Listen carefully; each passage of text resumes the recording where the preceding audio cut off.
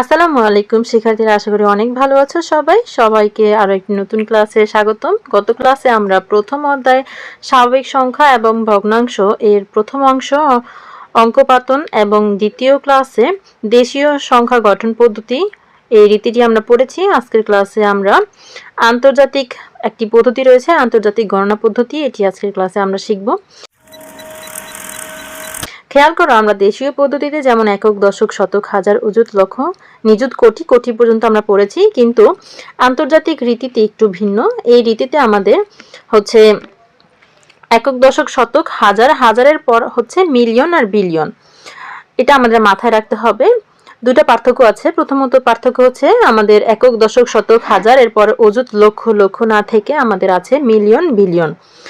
আর আরো একটা পার্থক্য হচ্ছে আমরা দেশীয় পদ্ধতিতে যেমন প্রথমে 3 ঘর পর হচ্ছে একটা কমা দিয়েছি, তারপর 2 ঘর পর পর কমা দেওয়া হয়েছে। আর এই রীতিতে হচ্ছে প্রত্যেকবার 3 ঘর পর পর কমা দিতে হবে।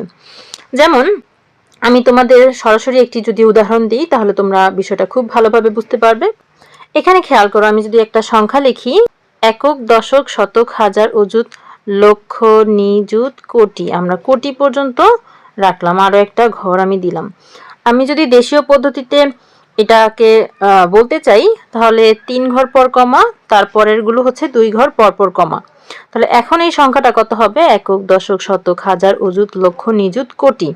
কোটির ঘরে 1 আছে, বাকি যে সংখ্যাগুলো আছে সেগুলোকে আমি একসাথে কোটি পড়ব, অর্থাৎ এখানে আছে 111 কোটি। এই পুরোটা হচ্ছে কোটি।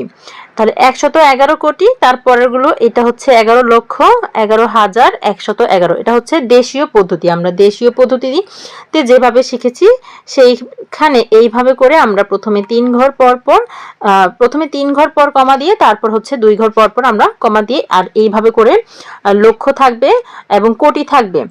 আর আমরা আন্তর্জাতিক যে রীতিটা শিখবো আজকে, সেখানে আমি যদি এইভাবে আবার সংখ্যা লিখি, একক, দশক, শতক, হাজার, হাজারের ঘরে 3টা, তারপর হচ্ছে আরো 3টা মিলিয়ন, আরো 3টা বিলিয়ন। এখন দেখো, আন্তর্জাতিক পদ্ধতিতে আমি 3 ঘর পর পর কমা দিব। 3 ঘর পর পর কমা দিলে এখন আমাদের কি হয় দেখো, একক, দশক, শতক, হাজার, হাজারের ঘরে 3টা, অর্থাৎ হাজারের পর আরো 3টা অঙ্ক থাকলে আমরা সেগুলোকে একসাথে হাজার পড়ব। যেমন এখানে হচ্ছে 111,000, এই পুরো সংখ্যাটা হচ্ছে 111,000। যদি শুধু 2টা 1 থাকতো, এটা না থাকতো, তাহলে আমি বলতাম 11,000, আর একটা 1 থাকলে 1,000, আর 3টা 1 এখানে যেহেতু আছে, আমি একসাথে করে কি পড়বো? 111,000। এরপরে যে সংখ্যাগুলো আছে, এটা হচ্ছে মিলিয়নের ঘর, এটা হচ্ছে বিলিয়নের ঘর। তাহলে এখানে 1 থাকলে আমি পড়বো 1 বিলিয়ন, অর্থাৎ এই কটা সংখ্যা যদি শুধু থাকতো, এই কটা অঙ্ক নিয়ে যদি কোনো সংখ্যা হতো, তাহলে আমি বলতাম 1 বিলিয়ন। 2 থাকলে 2 বিলিয়ন, এইভাবে করে। আর যদি এই পর্যন্ত থাকে, তাহলে আমি বলবো এই দুটাকে একসাথে মিলিয়ন। তাহলে এখানে 11 মিলিয়ন, তারপর বাকিগুলো একইভাবে পড়বো, 11 মিলিয়ন, 111,111।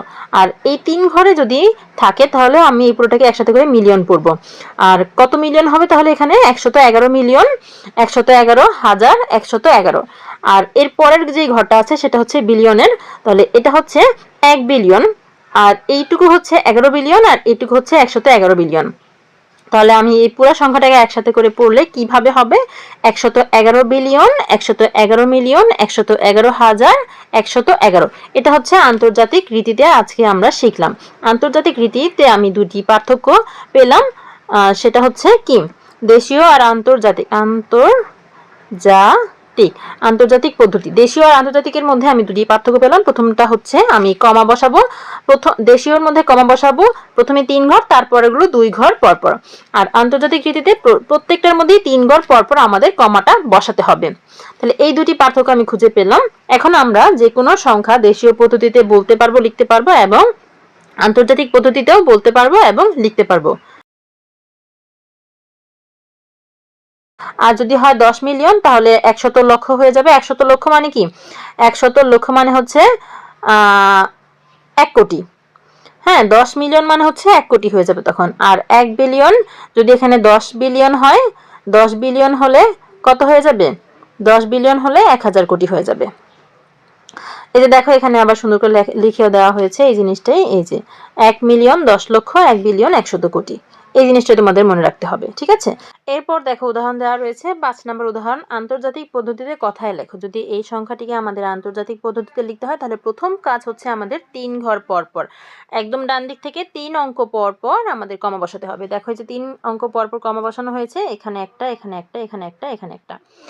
এখন আমরা 3 অঙ্ক পর পর কমা বসানোর পর এই সংখ্যাটা খুব সহজে আমরা পড়ে ফেলতে পারবো, ঠিক আছে? তাহলে এটা হচ্ছে 1টা 2টা 3টা 4টা, এইটা হচ্ছে বিলিয়নের ঘর, এটা মিলিয়ন, এটা হাজার, এটা হচ্ছে সহজভাবে আমরা পড়তে পারবো।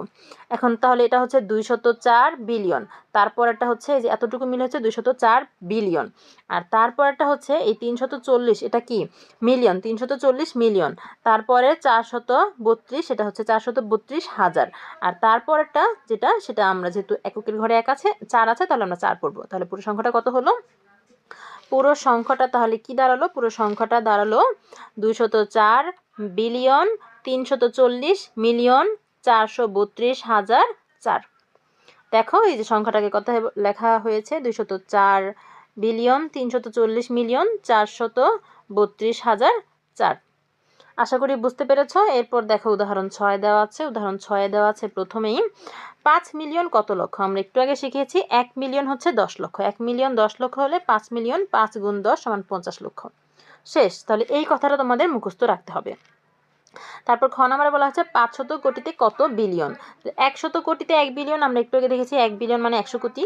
তাহলে আমরা যেহেতু কোটি কত সেটা বের করব, সরি বিলিয়ন কত সেটা বের করব, তাহলে বিলিয়নটা এখানে ডান দিকে রেখে সাজানো হয়েছে। 100 কোটি সমান 1 বিলিয়ন, সুতরাং 1 কোটি আরও কম, তাহলে ভাগ হবে 500 কোটিতে, তাহলে 500 ভাগ 100, তার মানে হচ্ছে 5 বিলিয়ন। এই ছিল আজকের ক্লাসে। এর পরের ক্লাসে আমরা অনুশীলনীর সমাধান করব। ততক্ষণ পর্যন্ত সকলেই ভালো থেকো, সুস্থ থেকো। আল্লাহ হাফেজ।